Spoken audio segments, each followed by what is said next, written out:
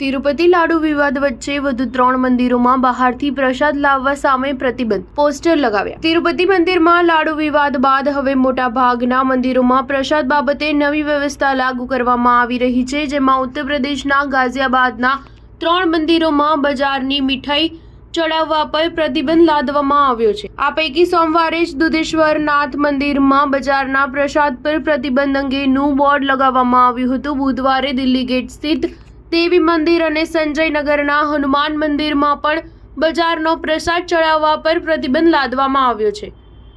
છેલ્લા કેટલાક દિવસોથી લોકો ભગવાનની મૂર્તિઓને બહારનો પ્રસાદ ચડાવવાનું ટાળી રહ્યા છે। આ અંગે માહિતી આપતા મુખ્ય ટ્રસ્ટી વી.કે. અગ્રવાલે જણાવ્યું હતું કે નવરાત્રી દરમિયાન અને ત્યારબાદ ભગવાનને માત્ર ગોળ, ચણા, ફળો, નારિયેળ, મિશ્રી અને પેઠાનો પ્રસાદ ચડાવવામાં આવશે। આ સિવાય જે ભક્તો પોતાના ઘરેથી પ્રસાદ લાવે છે, જેમ કે ખીર, પૂરી, હલવો, ભોજન અથવા અન્ય કોઈ પણ ખાદ્ય પદાર્થો પણ અર્પણ કરી શકાય છે, પરંતુ બજારથી ખરીદેલી મીઠાઈ ભોગ ભગવાનને અર્પણ કરવામાં નહીં આવે। મંદિરના નારાયણગીરી મહારાજે કહ્યું હતું કે આજકાલ એટલી બધી ભેળસેળ થઈ રહી છે અને તેની યોગ્ય રીતે તપાસ પણ થતી નથી।